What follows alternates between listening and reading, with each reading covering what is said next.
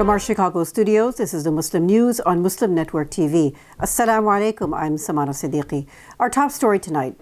Harvard student newspaper The Crimson reports that more than 1,000 graduates and professors walked out of Harvard's 373rd commencement today, chanting, "Let them walk." This was in reference to 13 Harvard College seniors. The school has refused to grant their degrees after they participated in the pro-Palestine encampment in Harvard Yard earlier this year. Harvard's decision challenges its Faculty of Arts and Sciences, which had voted to include the 13 students in this year's graduation list. However, Harvard Corporation says the FAS vote did not restore the students to good standing, which is a prerequisite for graduation. As interim Harvard President Alan Garber began to confer degrees upon graduates during today's ceremony, students rose from their seats and began to walk out. As they exited Harvard Yard, they marched to Epworth Church, where they hosted a People's Commencement ceremony honoring the 13 undergraduates who were denied diplomas from Harvard.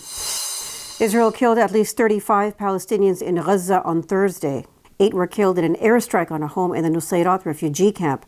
Among the casualties are women and children who were hit by an airstrike on a shelter school in eastern Gaza City. Intense street battles ensued in Gaza's southern Rafah and northern Jabalia as Israeli troops advanced into civilian-packed areas.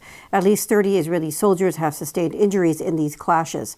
In response to mounting casualties, the Israeli government has instructed its negotiation team to resume talks for a ceasefire in Gaza and a potential prisoner swap. Army Major General Nitzan Alon, one of the negotiators, presented an updated plan during a war cabinet meeting, Israeli public broadcaster KAN reported. Meanwhile, the Palestine Red Crescent Society is mourning the loss of one of its mental health volunteers, bringing the total number of staff killed by Israel to 29. At least 35,709 people have been killed and 79,990 wounded in Israel's war on Gaza since October 7th. Israel stands accused of genocide at the International Court of Justice. The World Court has ordered it to ensure that its forces do not commit acts of genocide and take measures to guarantee that humanitarian assistance is provided to civilians in Gaza. Israel's far-right National Security Minister Itamar Ben-Gvir forced his way into the Al-Aqsa Mosque complex in occupied East Jerusalem on Wednesday. The intrusion was the first by the extremist minister since Israel launched its war on Gaza that has killed more than 35,000 Palestinians. The Jordan-run Islamic Endowments Department in Jerusalem did not provide any details about Ben-Gvir's intrusion into the site. According to an Anadolu news agency reporter, Ben-Gvir was escorted by heavy Israeli police presence as he entered Al-Aqsa. Once inside, Ben-Gvir said recognizing a Palestinian state is a prize to murderers. Wednesday's raid was the fourth by Ben-Gvir since he became Israel's national security minister in 2022. Since 2003, Israel has allowed illegal settlers into the mosque's compound on an almost daily basis, with the exception of Fridays and Saturdays. Al-Aqsa Mosque is the world's third holiest site for Muslims. Jews call the area the Temple Mount, saying it was a site of 2 Jewish temples in ancient times. Israel occupied East Jerusalem, where Al-Aqsa is located, during the 1967 Arab-Israeli War. It annexed the entire city in 1980 in a move never recognized by the international community. מהמקום הקדוש ביותר לעם ישראל, וששייך רק למדינת ישראל. אני אומר שהערב אנחנו נקבל עדות נוספת. למה צריך להשמיד השמדה טוטלית את החמאס? המדינות שהכירו היום במדינה פלסטינית נותנים פרס לנוח'בות, לרוצחים, למתעללים, ואני אומר, אנחנו לא נאפשר אפילו הצהרה על מדינה פלסטינית, אפילו הצהרה על הקמת מדינה כזאת חס ושלום. אני אומר דבר נוסף, שכדי להשמיד את החמאס צריכים להיכנס לרפיח עד הסוף, לעשות טיפול שורש. אנחנו, כדי להחזיר את החטופים והחטופות שלנו, צריכים להפסיק את הדלק, צריכים לקבוע שהומניטרי רק תמורת הומניטרי, ולשלוט במקום הזה, במקום הכי חשוב. Illegal Israeli settlers attacked a Palestinian village in the northern occupied West Bank on Wednesday and set fire to farmlands. Witnesses say the Israeli settlers attacked Palestinian residents in the village of Asira al-Qibliya near Nablus with gunfire and rocks and set ablaze farmlands there. The villagers resisted the attackers, triggering clashes between the two sides. No information is yet available about injuries or damage. The settler attack followed an order by Israeli Defense Minister Yoav Gallant to cancel a decision to dismantle 3 illegal outposts in the northern West Bank. Gallant said his order was in line with the bill passed by the Knesset last year that allowed illegal Israeli settlers to resettle in 4 outposts evacuated in 2005 under former Prime Minister Ariel Sharon's disengagement plan from Gaza. Under that plan, more than 9,000 settlers were removed from 21 illegal settlements in Gaza and the northern West Bank. The United Nations considers Israeli settlement activity illegal and says it undermines the internationally agreed two-state solution. Estimates indicate that about 700,000 illegal settlers are living in 164 settlements and 116 outposts in the occupied West Bank.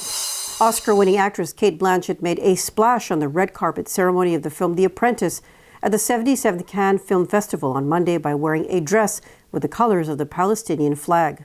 The dress featured a black front and a pink back that appeared white in photographs due to an optical illusion with a green lining. The color trio on the red carpet evoked the Palestinian flag. The subtle message did not go unnoticed by the media nor by social media. Blanchett, serving as a goodwill ambassador for the UNHCR, recently called for a ceasefire in the Middle East during an address to the European Parliament. Meta's Oversight Board deluged with comments over a river-to-sea debate. Details after the break, so stay tuned, and we'll be right back.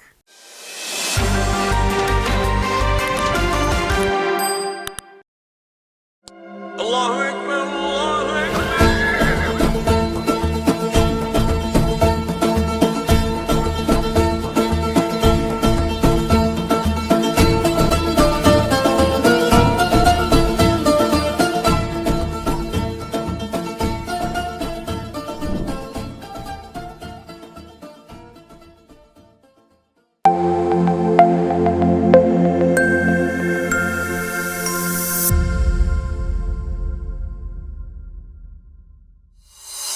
Welcome back.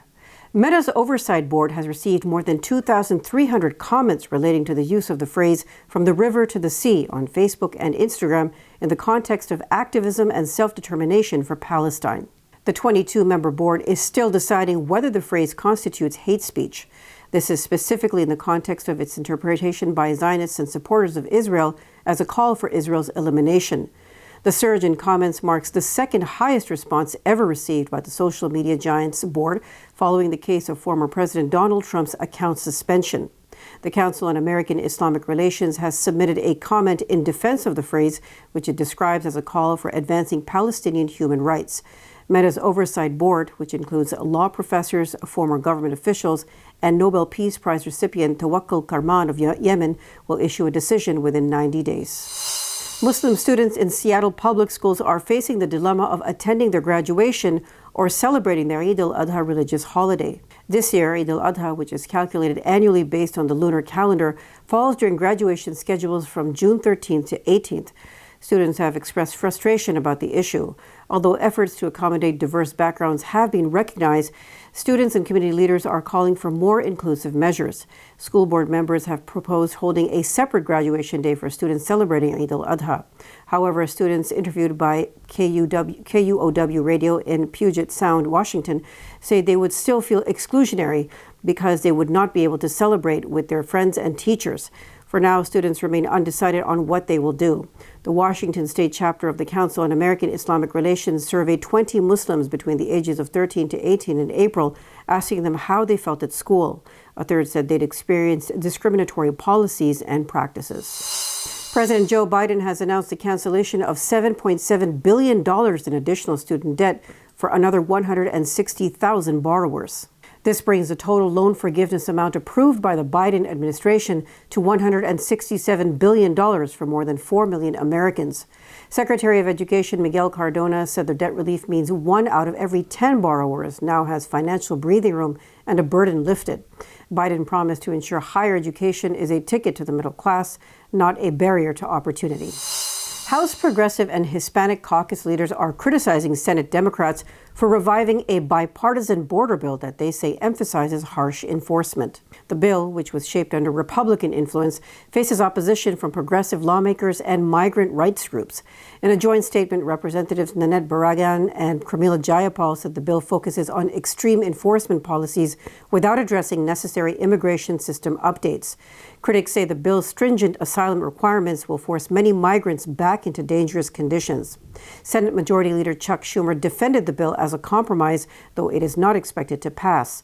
Analysts say the contentious bill highlights deep divisions within Congress over immigration reform as election season approaches. A UN official says the civilian death toll in armed conflicts worldwide in 2023 saw a 72% increase compared to 2022. Deputy Secretary General for Humanitarian Affairs and Deputy Emergency Relief Coordinator Joyce Masuya told a Security Council meeting this week that there were 33,000 civilian deaths in armed conflict last year. In addition to Gaza, Masuya said conflicts continue to have a grave and lasting effect on civilians, including in the Democratic Republic of the Congo, Burma, Nigeria, the Sahel, Somalia, Syria, and Ukraine.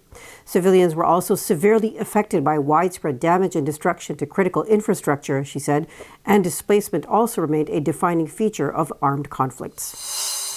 That's all from our Chicago studios tonight. Thank you for tuning in. You can subscribe to our YouTube channel and hit the bell icon for the latest updates. Your support is needed more than ever to continue our mission of providing informative, educational, and inspiring content to Muslims in North America and around the world. Donate now by visiting muslimnetwork.tv/donate. For more content, keep watching Muslim Network TV or visit muslimnetwork.tv. Salam and good night.